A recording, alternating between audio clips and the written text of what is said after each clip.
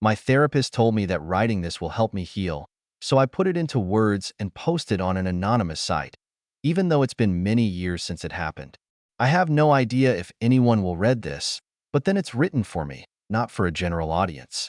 If you do read this and learn something, then maybe it was worth it. I had an affair. I cheated on my husband 3 times before my lover, and I were careless and caught. Thank God he didn't catch us. It would have destroyed him. Well, that would destroy him even more. Anyway, it led to the destruction of our marriage, but at least he didn't have eye contact. No, we were caught by a colleague, the one who resented our success and unhesitatingly threw us off the pedestal. It wasn't like I was waiting for this to happen. My therapist finally made me realize that nothing happens just like that. You make choices every day of your life, and from that moment on, the consequences change your life. She taught me that a person makes a choice, regardless of whether they realize it or not. So, I had an affair. I would like to say that I was drunk or drugged with illegal substances, but for the first time, I drank 3 glasses of wine all evening. He was very handsome, and we flirted a little with him for almost a year. It so happened that we were on the same team and often completed projects together. We even joked about being workmates for our significant others when we were all together, and everyone laughed. My husband grinned. Good. As an official husband at work, I'm shifting the costs of her shoe fetish onto you. His wife got into an argument with us. Yes, and I'm giving you training on how to leave the toilet seat down. We expect regular reports on the work done. We all laughed and hugged before leaving the party. Hubby told me how much he liked them on the way home, and maybe we should invite them into our circle. They had just moved here and were eager to make friends, and afterwards we spent many pleasant evenings with them and our other friends, who accepted them unconditionally. I will not bore you with descriptions of appearance. What does it really matter? We were young, in good shape, quite attractive, and that was the end of it. My husband was 30 years old, as the oldest of us. The rest were in their late 20s. I had a good job. I got it right out of college and was promoted. Over the years, I had several promotions, and the old man, he was 70 years old, the owner of the company, often told me that I was exactly the daughter he would like to have. I became a team leader, which required an average of 1 night off every 2 months. I didn't like it, but hubby said there was nothing special about it. I left on Thursday morning, spent the afternoon and the next morning in meetings, and usually returned home by 4. When I returned home, we usually made love as if we hadn't seen each other in weeks, but as it became routine, everything cooled down. It's not that we're bored with each other. We were young, and we enjoyed making love on average 3 to 4 times a week. Sometimes, if we were really busy, it could happen once a week, but as soon as we had the opportunity, we tried to catch up. We dated for 8 months and lived together for almost a year before we got married. We were together for 3.5 years as a married couple. Making love happened after a pretty intense round of meetings, and we were both stressed out. We had dinner together and drank a bottle of wine. Strangely enough, the main topic was about how much we missed our spouses and about some future events that we planned together as a couple. A comment was made, with which we agreed, that when we were as stressed as we are now, making love to our spouses was the preferred stress reliever. I remember how it was said, but I can't remember who said it, me or him. Then it all turned to light flirting, hints, and minor touches. He joked that, as work spouses, we should take advantage of the privilege of our real spouses. I admit it. He was handsome and always found the right words, which made him invaluable on my team. We overcame the wine, but in the end we went to our rooms alone. I was thinking about him, lying in bed, touching myself, using him as food for fantasy, when there was a knock on my door. I put on a robe, opened the door, and saw that he was standing with a bottle of wine and 2 glasses. We didn't have time to finish our first glass before we attacked each other. Soon we were on my bed, furiously copulating. Neither of us lasted long, but we lay and cuddled until it was time for the second round. He left me at 3 in the morning. I collapsed back into bed and fell asleep like a log. I woke up at 7, feeling like I was suffocating, literally gasping for air. I cheated on my husband. I shoved my vows into a dark corner of my mind and made love like an animal. I probably took the longest shower of my life, trying to wash away what I had done. He was depressed too. He barely made eye contact with me during our morning round of meetings. We were seriously ineffective that day. We didn't even sit together on the plane home. We danced around each other for 2 weeks before he walked into my office and closed the door. We talked for 45 minutes. He apologized for coming up to me, and I apologized for accepting his offer. We agreed that this would be a one-time event, and we would take this secret to our grave. It lasted 6 months. I thought we had left the past behind. I know that for about a month I felt as depressed as humanly possible, until hubby directly asked me what was bothering me. Almost fainting, I came to my senses and told him it was work-related. Technically, it wasn't a lie, but I solved it and the problem was in the past. He frowned, and then he almost broke my heart. I'm going to call X and tell him to keep a closer eye on you. After all, if his wife and I could, I would do the same. 6 months later, Christmas came, and we were stuck for 2 days in a northern city due to one of the strongest snowstorms in history. My husband and I talked a couple of times a day, and he told me to let my employee husband entertain me. He told me that he and Mrs. X were going to go to the theater together to watch the show that I had been waiting for all year. He could tell I was upset. If it bothers you, we won't go. I'll give her the tickets. Maybe her sister can go. I recovered enough to tell him that everything was fine, but he owed me a big surprise next Christmas.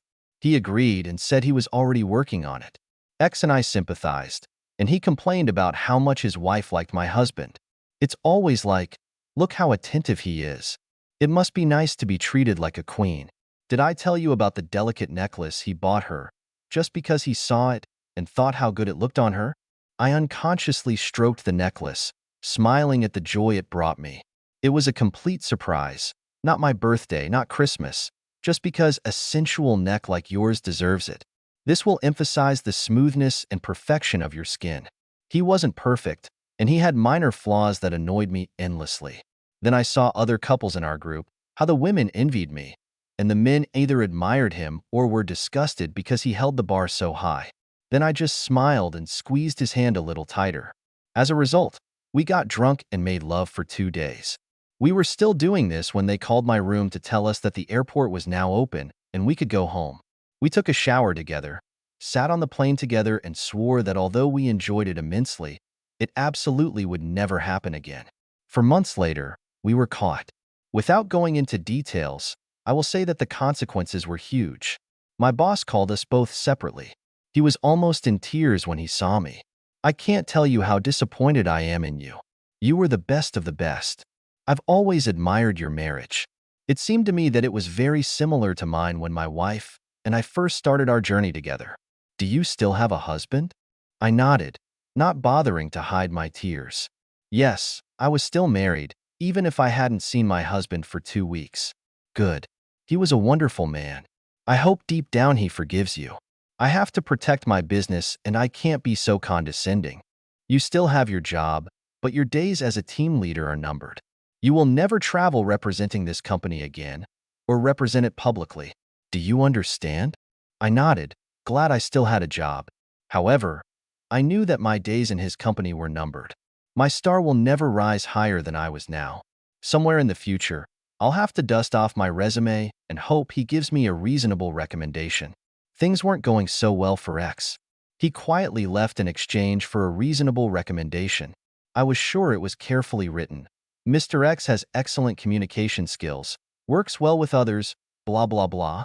However, I knew that if any of my boss's friends thought about hiring him, a quiet word would pass and the network of old guys would work. I honestly believe that if we talked, we would both apologize for ruining each other's lives. However, we did not do that. Our boss and spouses took care of it. My husband, from whom I had never heard him raise his voice, told X in no uncertain terms that when he finally found him, he would regret not killing him, because from then on it would be an unhappy, painful life. X believed him and left for an unknown destination as soon as his divorce was final. He left behind a devastated wife and a 5-year-old son. I think it took her years to come to her senses. It took 8 years before she remarried to an older man who doted on her and her son. He asked his son what kind of car he would like to get for his 16th birthday and couldn't stand it when the boy told him that what he would appreciate more than a car was using his last name. Thus, with a stroke of the pen, X was permanently erased from his life. and his new dad bought him a first-class sports car, despite his mother's objections. X never saw his son again after he left, although his wife tried to find him to remind him that she had divorced him, but their son did not. I found that my life was suddenly divided into segments, epics, if you will. There were before the novel and after the novel in my life. I remember how before the novel was full of light and happiness, and after the novel, dullness and despair. Fortunately, after the novel did not come close in time to before the novel. Then it was time to choose a side. The other couples broke up in our usually tight little circle, and the remaining couples didn't know how to handle it. Who do we invite to barbecues, parties outside the house, and sleepovers at home? Gone were the casual flirtations and hints, afraid that it would trigger terrible memories for those who were still around. I was kind of glad when we sold the house and went our separate ways. I'm sure the other couples breathed a sigh of relief, just not in front of us. The women in the circle sympathized with my plight, offered me support, but at the same time made sure that I did not get close to their husbands. After all, I had already upset one marriage that was happy, and there was no need to tempt fate. Things were even worse for X. The men supported him, taking damn good care that he never got anywhere near their wives. There was much more support for hubby and Mrs. X. After all, they were offended, right? It wasn't their fault that they ended up in the mess their lives had become. Then I had to move on to the third phase. Tell your parents, friends, and relatives. I disappointed both couples, but both forgave me, despite the fact that my marriage broke up. I still send Christmas cards to his parents and gifts for their birthdays. They always sent me postcards in return, and a few years later his parents asked me to visit them if I came to town.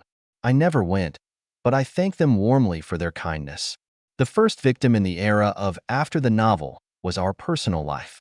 We used to tease, harass, make slow, languid love, or run like animals, depending on the mood. It took 3 weeks for hubby to come back to us, and another 6 before we attempted any kind of intimacy. It was a complete disaster. We were both afraid. He is afraid that he will be compared to X and considered insufficient. I am afraid that I will do the wrong thing and it will cause terrible memories. As the months went by, it mostly got better. We were trying to please each other when I felt like his body was just shutting down. At first I understood everything, but towards the end I began to resent it. Didn't he see how hard I was trying? How much did I love him? We had a consultation and it helped. It helped us realize that everything was over between us. I betrayed his trust, no matter how hard I tried. No matter how hard I worked to heal his heart. The wound was too big. So, after 5 years, we were no more. The divorce was not controversial, just a direct split equally. I didn't even cry when I received the final papers. We saw each other from time to time, because our city was not very big. We always greeted each other and were polite, but that was it. I remember how heartbroken I was in the 4th year after the affair, when I looked through the window of a cafe in the city center and saw him with a woman. She was smiling, sitting next to him, giving him the touches that every woman considers intended for a lover. I went home and cried my eyes out for the last time. I've been sending out resumes everywhere and got an offer from a firm located 2 states away. It was a serious step forward and just what I needed. I said goodbye to the friends I was leaving, kissed my parents, and moved on. Now I've moved into the post-divorce era. I thought about the psychologist I went to for a few months after the divorce. She really helped me, without showing sympathy or blaming, mostly just listening. In our penultimate class, she surprised me by pulling her blouse out from under her skirt and lowering it a little. There was a rather large scar on the side of her thigh. She straightened her clothes and sighed. We were young, 16 or 17 years old, and my friend asked her older brother to bring us some drinks. It was mostly liquor, so it intoxicated us pretty quickly. We went deeper into the forest to avoid being seen and built a fire when it got dark. It wasn't that big, and one thing led to another, and then the risk, so one boy jumped into the fire. Soon we were egging each other on, and we were all doing it. I was making my 5th jump when I tripped and landed on the embers on my side. I've been in the hospital for 3 weeks, and this scar will never go away. After I got my degree, I realized that it was a conscious decision that I made by jumping through fire. The more I did it, the easier it became, until I became careless. This scar is my price. The point I'm trying to make here is that you made a conscious decision to make love to a man outside of marriage, and when nothing happened, when you realized you could get away with it, you did it over and over again until you were caught. She paused for a moment before continuing, repeating herself. You did it over and over again until you got careless and got caught. Do you understand? You can't explain it as a momentary situation. Your choice to continue meant that even though you jumped over fire several times and felt safe, you eventually tripped and fell. The scars you're wearing are inside, and they'll never go away, but they'll get smaller over time. Next time you have to make a choice, don't forget to scratch your scars. I thought about it a lot over the next week before I realized she was right. I could blame it on X. He appeared at my door, but did not force his way in, and everything that happened as soon as the door closed behind him was a mutual decision. Just like the subsequent times were a simple decision on my part. So, I was here. She has been divorced for 4 years. I heard from relatives that hubby has found someone new. They had been married for a year, and they had a brand new son. I started dating about 6 months after the divorce, but there was no spark with any of them. I admit that I sometimes took one of them to bed with me, just to satisfy my needs. Right after the last one left, I was lying in my bed looking back at my life, and I realized that I had to let go of the past if I ever wanted to be happy again. I stopped going to bars and gatherings of guys, joined a gym, and began to participate in social activities. As soon as I was fit enough, I participated in 5 and 10 kilometers races. I've never been in the top 10, but I've made a lot of friends. One fellow runner and I got along so well that we trained together. After training, we had coffee, then lunch, then dinner. We dated for 4 months before he let me into his bed. He was so attentive and caring that I burst into tears after the first time. For months later, we were doing well, and he hinted at a level rise when I told him why I was single. I wanted him to see me as I was before and as I am now. I assured him that I had been faithful to him since the first date, that the mistakes I had made in the past were just mistakes. Mistakes that I wasn't going to repeat. I didn't know this, but he had been married before and divorced when he caught her having numerous affairs. It was carved in stone in his head. Once a cheater remains a cheater forever, and the relationship died. I grieved for a while, but I moved on. The next year, I found out that God had indeed forgiven us for our sins. More importantly, I found a man who could forgive me. He was 7 years older, but he was thin and fit. We met at the race and both crossed the finish line at the same time. I was so happy that I was done, that I did a little victory dance, lost my balance on the uneven sidewalk, crashed into him, and we both fell. Instead of getting upset, he laughed. I landed on top of him, and we lay nose to nose for a minute. I tried to apologize, and he grinned. You know, if you wanted my attention, you could smile, maybe flirt a little. It was too much to fight. However, I will forgive you tomorrow night at dinner. I hope you like French cuisine. He handed me a business card from his gym bag. Call me and tell me what time is most convenient for you. It's kind of an elite establishment, so put on a nice dress. I was still trying to formulate coherent words when he cupped my face in his hands and kissed me gently on the cheek. Then he disappeared. My running buddies were laughing hysterically. It didn't take long, did it? If I had known that he would be interested in communicating with a man, I would have given this handsome salesman a thrashing at his first appearance. Well done, girl. Did you know that he ranks 4th among the most desirable bachelors in the city? No? Well, good luck. The restaurant has justified the bills. He was casually but elegantly dressed, probably in very expensive clothes, and the tie should have been made of pure silk. I was wearing my best dress, which I bought at a huge discount because they tore the hem. One of my hobbies was sewing, so I removed the gap by cutting it out and lifting the hem a little more than an inch. I thought it emphasized my legs, and I must have been right, judging by the way my companion was looking at them. The date went well, as did the subsequent ones, covering an 8-month period. He was fit, attractive, and I had lustful thoughts that I hadn't experienced in years. It was more than lust. It turned into love. I haven't felt so happy after making love since I was before the divorce. It broke my heart, but I was being truthful. He listened to me, holding out napkins and rubbing my shoulders while I cried. I tried to gauge his expression, and he seemed a little surprised. I'll understand if you don't want to see me. I'm not afraid to tell you that I have strong feelings for you, and that if you continue to date me and this goes further, I will sign any document, accept any prenuptial agreement that you propose, if it means being with you." He hugged me tenderly. "I know all about your ex-marriage and the affair. Yes, I investigated you, invaded your privacy. Understand, I was falling in love with you and couldn't understand why such a beautiful and desirable woman is still single. So you've made a terrible mistake. But it looks like you've accepted the responsibility and the price that goes with it, and that's very important to me." He got up, went to his home office, and returned with a small box and a large envelope. First, he held out an envelope. "Read this. If you don't mind after you're done, open the box." Before asking for a pen, I reread the papers in the envelope twice. I signed all the assigned places and returned them to him. I just signed an agreement stating that I have a 20-year probation period, but if I fulfill the requirements, it will be canceled at the end of the term. There was only one clause in the contract, that I will be a faithful and devoted wife. I dropped the box on the coffee table twice before I opened it, and I cried as I put the ring on my finger. So, I have entered my era of supreme happiness. We lived happily ever after. I didn't deserve it, but I've learned to live with it, and over the years I've made damn sure he knows I'll never let him down. I recently returned home for a reunion and ended up sitting with my ex and his wife. It was a stretch at first, but 15 years have passed. In the end, we talked openly. I apologized for the last time. He accepted it and told me that he had forgiven me a long time ago because the anger and pain were too strong to carry with him. I told him that it took more than a few years to forgive myself, but in the end I achieved it. We spent the rest of the evening talking and showing pictures of our children.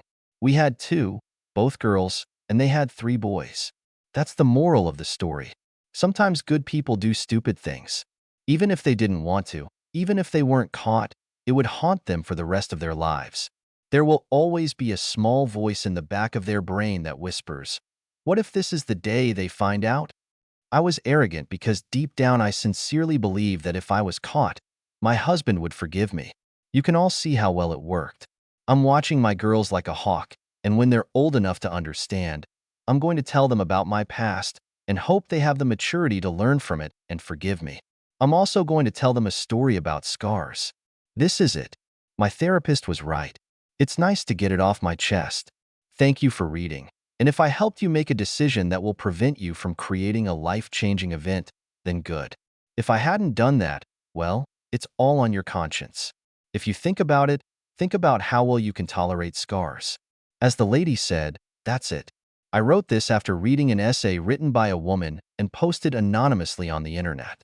You could feel her pain, and it made an impression on me. Some of the stories, such as the separation of friends, the responsibility to tell parents, and the division of relationships into eras, came from her. If she had given me a name, I would have given her credit.